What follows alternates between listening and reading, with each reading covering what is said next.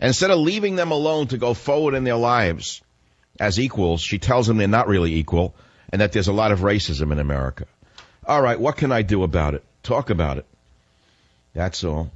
All I can do is talk about it. Listen to this. Listen to clip number 2 of your First Lady, Michelle Obama. Listen to this. It's sickening. I didn't start out as the fully formed First Lady who stands before you today. No, I had my share of bumps along the way. Oh, you're but suffering. As potentially the first African-American First Lady, I was also the focus of another set of questions and speculations, conversations sometimes rooted in the fears and misperceptions of others. No, not fear. Was I too loud or too angry or too emasculating?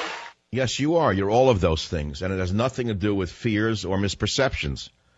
Anyone who doesn't see that in you is not seeing reality. Michelle Obama, the picked-upon First Lady who was just so hurt, just so injured, and just so oppressed from racist America. Listen to 04. So yeah, I planted a garden and hula hooped on the White House lawn with kids. I did some mom dancing on TV. I celebrated military kids with Kermit the Frog. I asked folks across the country to wear their alma mater's T-shirts for college signing day. But what does that have to do with why you're the most despised First Lady in American history? Why don't you talk about why you are despised and why you're not trusted? How about your anger and your hatred towards white people, which literally pours out of your mouth every time you open it? Number 2, how about your abuse of power? How about the fact that you have 71 to 72 personal assistants at public expense? How about the fact that everyone knows you're a monster behind the scenes? And how about the fact that I can prove it by the fact that you fired your florist? Listen, not all of us are suffering memory loss, Mrs. Obama. In fact, many of us can see exactly who you are. So don't think by telling us about mom dancing on TV, we're going to forget it. Anyway, happy Mother's Day. I had a nice Mother's Day yesterday. I went to the North Beach restaurant. Teddy loved it. Teddy had a wonderful Mother's Day. I don't know what he ate. He ate a bowl of water and chicken, right? We always get chicken for Teddy. Broiled chicken, no salt, no pepper. And I usually get it first for the dog, and I'm his food taster. It's actually the best appetizer on the menus, so that's why I order it from. And then I always say it's too hot for the dog. Let me taste it first. Usually I'm starving till they feed me. I eat too much bread. I drink too much alcohol. So it's better that I eat the dog's appetizer first. And today is the first day of the rest of my life. And it's the day that Countdown to Mecca is in bookstores. Or they better be there. And you're going to go and be my little soldiers, my armies of the day. I want you to be my armies of the bookstores, ladies especially. I want you to go in and look for Countdown to Mecca. Go to the big chain stores. If the book is not prominently displayed, will you please report to the show? Now, I want to backtrack for a minute. Now that the conservatives have won a plurality in England and do not need the liberal Democrats for their coalition, we are hopeful that Mr. Cameron will finally take Michael Savage's name off the banned in Britain list. Because make no mistake about it, not Rush Limbaugh or one of his girlfriends or boyfriends or minions, but Michael Savage is the only member of the American media who is not allowed to enter Britain because of the blacklist that they created based upon a smear campaign. And I'm still trying to get my name off the list.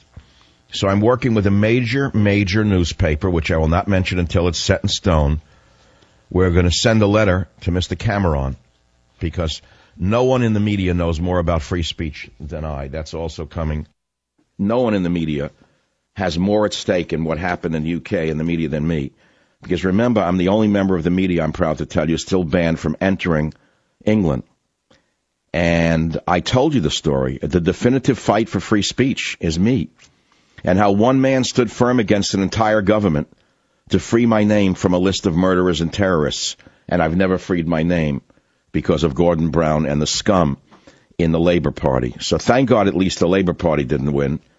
But Cameron, who had promised people who knew me he'd take my name off the list, shamed himself by not doing so. You know what I'm saying? It's a huge scandal in England. And what's going on in America is very, very near and dear to my heart because of what went on in England. And I know an awful lot about free speech. And I want to make a side note.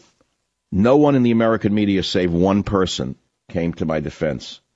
I think it was only Laura Ingraham on radio who came to my aid. Not the big mouth Rush Limbaugh, the great conservative. He made believe it didn't happen.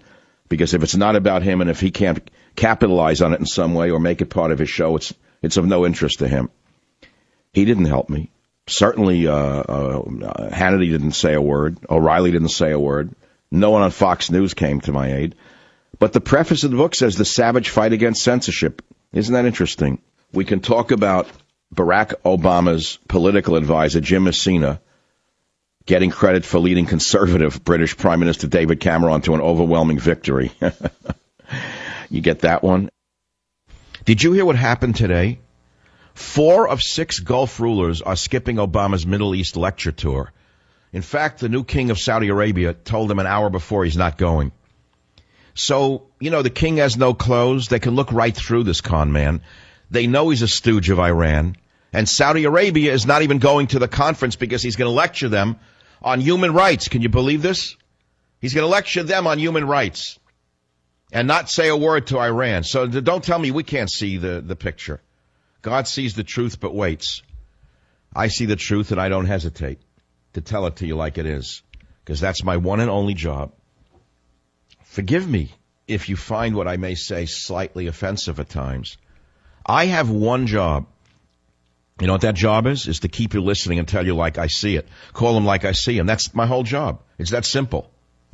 What else do you want me to talk about? You want me to give you the government party line? I don't work for Westinghouse. I don't work for NBC.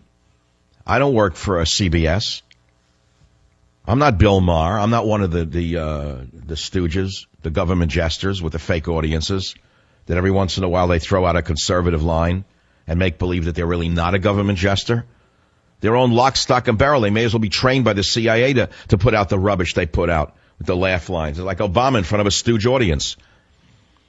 So there it is. So of course you're going to be offended by certain things that people say if you live in a world that's so constrained. All 19 women failed Army Ranger School in its first phase. Boo-hoo. Well, why don't you change the rules? I guess it's a racist white male thing. Ranger School. It's not feminist enough. I think they should make it easier for women to pass the Ranger School. Then anyone could be a ranger, the way anyone could be a sociology professor. Oh, hey, what's the point? Look, I could do this day and my hand behind my back. Liberals over conservatives 9-1 at college commencements. Gee, I'm shocked by that.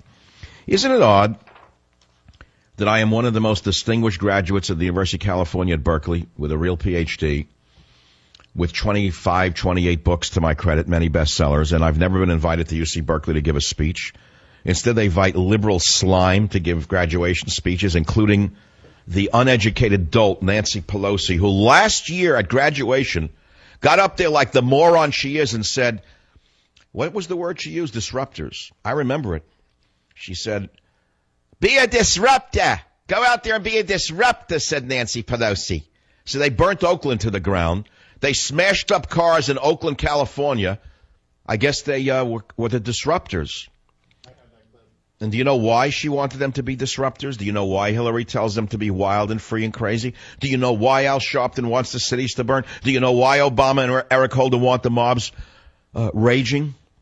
So they stay away from the White House lawn.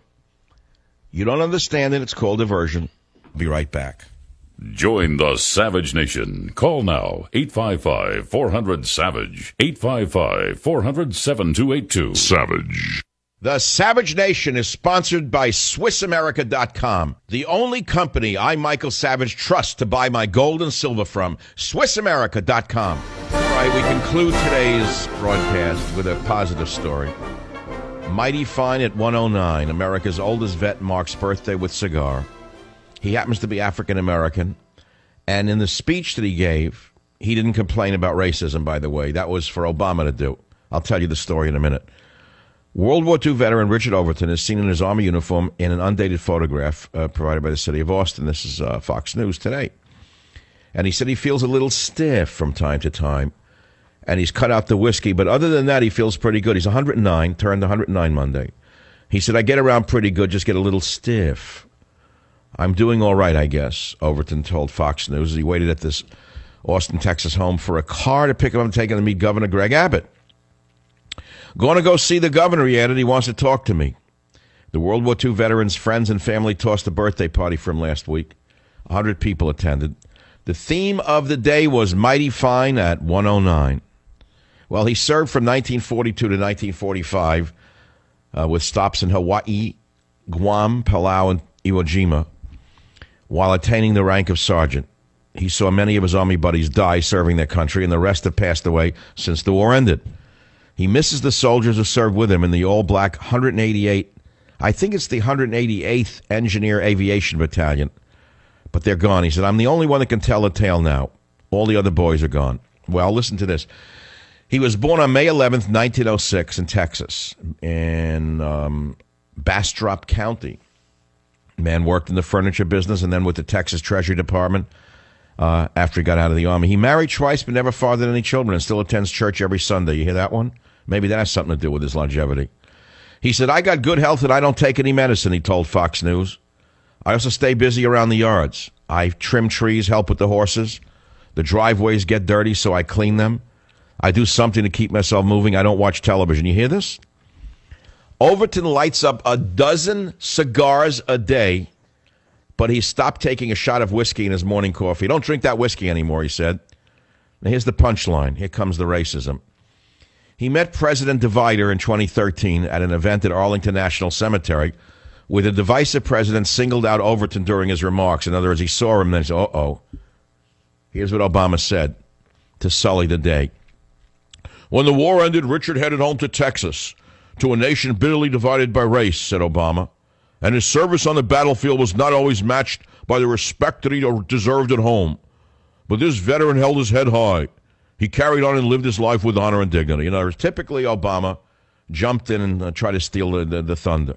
Anyway, the oldest living World War II veteran, 109 years old, cigars, booze, but he goes to church every week, you know, trims trees, helps with horses, cleans driveways. You don't watch television. I do everything the reverse. I watch a lot of television. I never do yard work. I don't clean driveways. I don't smoke cigars. And I hate whiskey. So I don't know. I mean, I don't think I'll make 109, that's for sure. I don't go to church every Sunday. I don't go to synagogue every Saturday. I don't go anywhere. I don't go to houses of worship. I can't handle it. And then once in a while, I miss the house of worship thing. Once, twice a year, I'll go to a house of worship, and I get very sentimental. I think of my deceased parents, my deceased brother, and then you think of your own, you know, the way of all flesh, and you realize no one's a wise guy. And at the end, you know, what are we? Ashes to ashes and dust to dust. You know, no one's above that one, are we? What am I giving you this sermon? Is anyone listening to this anymore? They all left already. They put on Banger already? They switched to the wall? They're banging their heads against the wall because I stopped. I didn't stop anything. I'm doing the show. Anyway, it's been fun. I talked about Teddy at Mother's Day. I read from my novel, Countdown to Mecca, and I really would like you to go to the bookstores and look for it. I talked about the Banned in Britain update, how I'm working with a major newspaper to publish an open letter to the new Prime Minister. And then I disclosed medications that cause memory loss. If that's not enough of a show, there's always tomorrow. Good night.